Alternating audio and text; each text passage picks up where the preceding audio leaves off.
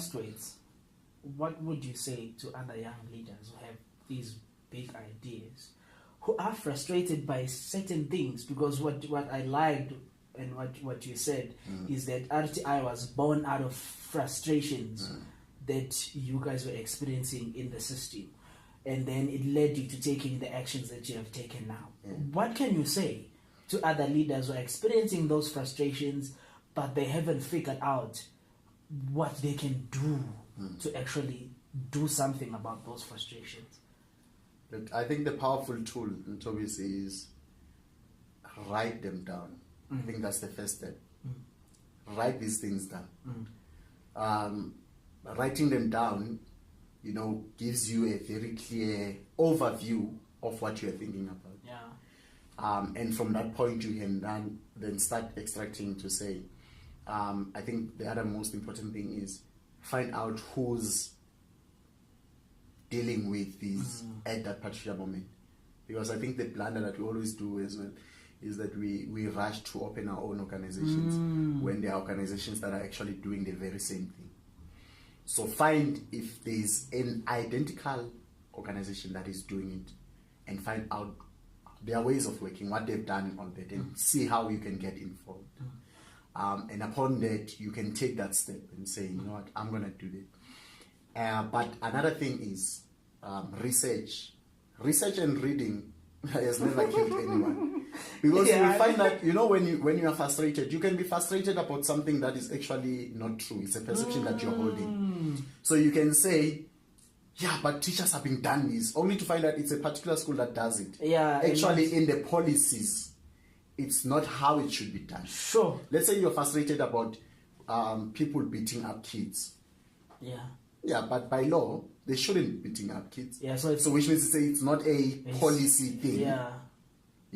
It's a particular thing. So you can perhaps start a movement that speaks against that or emphasizes the need not to beat kids and stuff. So it's find out more about what you are frustrated about before you can start acting.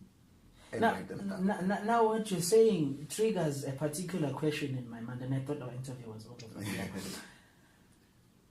Do you have to have a leader or be in a leadership position to be a leader or to lead? No. Like I said, with the book, I assumed leadership that was not even motivated by anyone, to say, go for it. I was like, I'm going to do this. I'm going to get my ideas out there. That's taking leadership, because leadership is about influence. It's about influence. Yeah. Wow. It's about influence. It's about saying, this is wrong. Consider this perception. So as you let yourself out there to say, consider this position, you are inviting people to follow what you are saying, or you're inviting people to subscribe to what you are saying, and by that you are leading. So you don't need a position in particular to say, I'm in this position as a vice president, as a president, for me to start saying, I'm acting as a lead. Yeah. You can lead in your own space. Sure. I think what you are asking, and most people often crumple about, is the fact that how big of an influence can I make? So they feel if I'm in a leadership position, first thing first, my position speaks for me before I speak. Yeah. So if I'm president of what, already by being president, if I talk, they're going to listen to me. Yeah. So people want to influence in a greater scale at the beginning stage. While you must understand that you cannot do that in the beginning stage. Influence the 10 around you. Influence the 20 around you. Before you know it, you'll be influencing, hundreds, thousands. So you move in ranks because you have taken opportunity to do it. What affords a leader that influence? Thinking.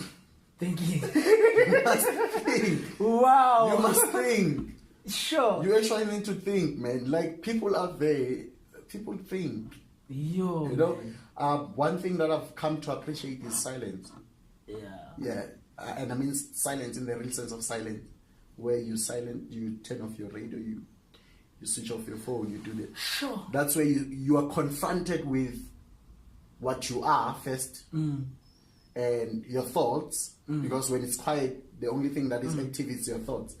So when you are aware of that and you can take control of it, you can start thinking, you can start thinking about subjects and say, if I'm talking about love or leadership, what is it in leadership that has not been covered? And you cannot do that if you're occupied. I had an incident where my car radio was not working. I was frustrated. In the first week of it, Sure. I tried by all means. I went and asked, how can I fix this? Because it was so weird to go into the car, start the car, and all I could hear was the engine. I'm like, yo, this is too much, especially if you're traveling for long distances. And at that point in time, I realized that, wow, which means this thing actually has a huge influence on my being. So after that week, the next week I was already, finding other things that replaces what could have been replaced by the radio. So I was thinking about things, thinking about, something that I've read and all that, thinking about what I'm going to do, where I'm going, and all that, instead of listening to someone speaking and entertaining me. So you get to that position that says, if I close myself out and actually listen, instead of listening, what do? We sleep. Yeah. If I'm alone and there's nothing to listen to, I'd rather sleep than sit in silence and not do anything. Yeah. So I'd rather sleep because I'm afraid of being. If I think, I may be confronted by the fact that I'm not adequate in this particular thing. I'm not doing enough in this. Yeah. I'm not doing enough in that. But the silence affords you that time. It affords you a reflective space. Sure. To say, actually, I did a blunder today by doing that. Yeah. I shouldn't have done that. Yeah.